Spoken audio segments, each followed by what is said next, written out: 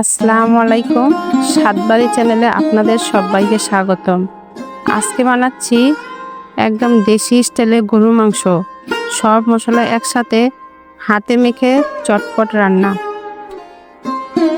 এই রান্নার জন্য আমাদের যা যা লাগবে এখানে আমি সব কিছু সাজিয়ে নিলাম। এখানে আমি মশলার মধ্যে দারুচিনি, এলাচ, লবঙ্গ, মরিচের গুঁড়া, হলুদের গুঁড়া, লবণ, তেজপাতা এবং 2 টেবিল চামচ সাদা রান্নার তেল, সয়াবিন তেল নিয়ে নিলাম। এখন সব মশলার সাথে একসাথে ভালো করে হাতে মাখিয়ে নেব। এমনভাবে মাখাবো যাতে সব মাংসের সাথে একসাথে মিশে যায়।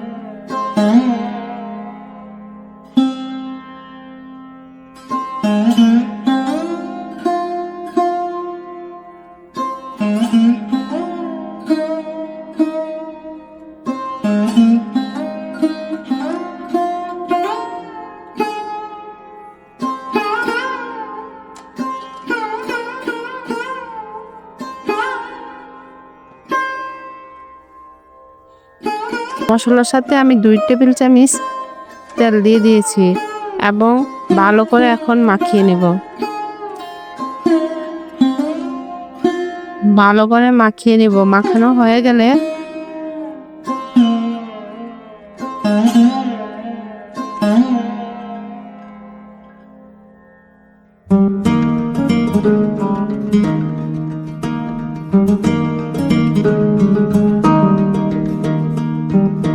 এদিকে আমি পেঁয়াজ তেলের মধ্যে দিয়ে দিয়েছি এবং পেঁয়াজগুলো একটু নরম হয়ে গেলে তখন আমি মাখানো মাংসগুলো দিয়ে দেব।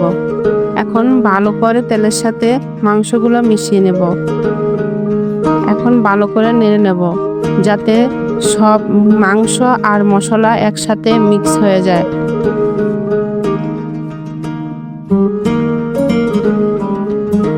ভালো করে মেশানো হয়ে গেলে একটি ঢাকনি দিয়ে আমি ঢেকে দেব 5 মিনিটের জন্য।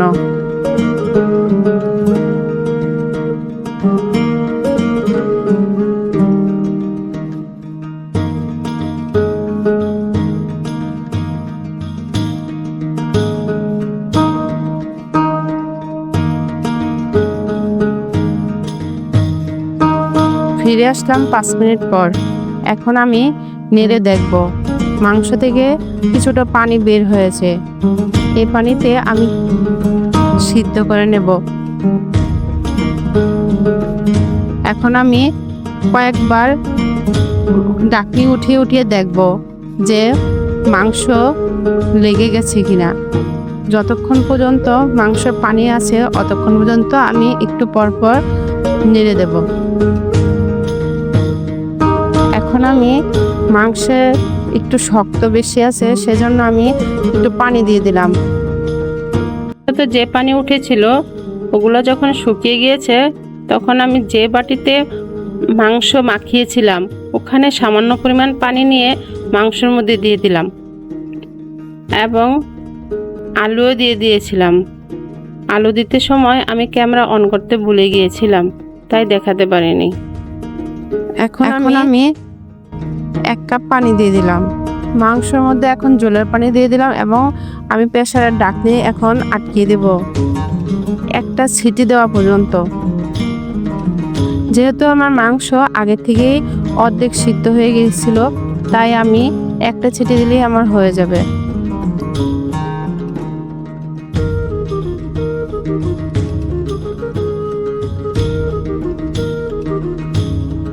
এখন আমি প্রেসারের ঢাকনি উঠিয়ে নিয়েছি এবং আমি মাংস স্বাদ বাড়ানোর জন্য এখানে পেঁয়াজ বেরেস্তা করে নিয়েছি।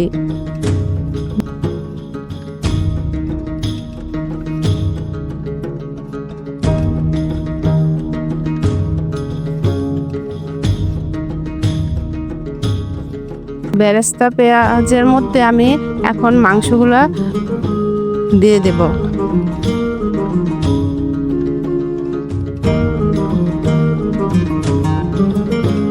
আপনারা এভাবে না দিলেও চলবে, কিন্তু এটা দিলে পেঁয়াজ বেরেস্তা করে দিলে মাংসের স্বাদ দ্বিগুণ বেড়ে যাবে।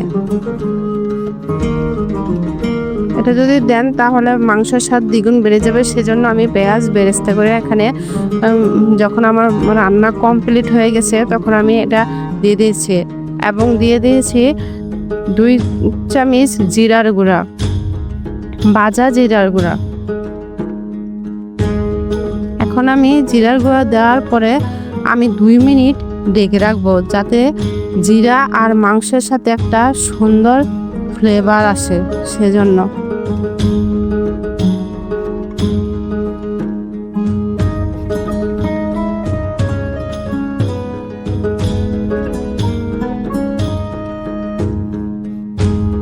ফিরে আসলাম 2 মিনিট পর।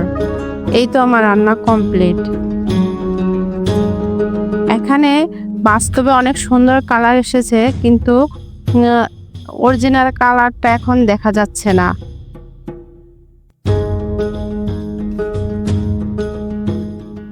ফিরে আসলাম 2 মিনিট পর। এখন আমার রান্না পুরোপুরি কমপ্লিট।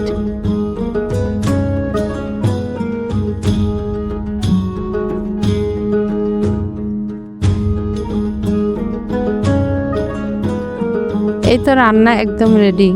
ঘন ঝোল, নরম মাংস আর মশলার গ্রানে ভরে গেছে চারদিক। ভাত, রুটি বা পরোটা সবকিছুর সাথে দারুণ মজা লাগবে। একবার ট্রাই করে দেখবেন। যদি আমার রান্নায় কোনো ভুল ত্রুটি হয়ে থাকে ক্ষমার দৃষ্টিতে দেখবেন এবং আমার চ্যানেলটি লাইক দিবেন, কমেন্ট করবেন, সাবস্ক্রাইব করবেন এবং শেয়ার করে সবাইকে দেখার সুযোগ করে দিবেন।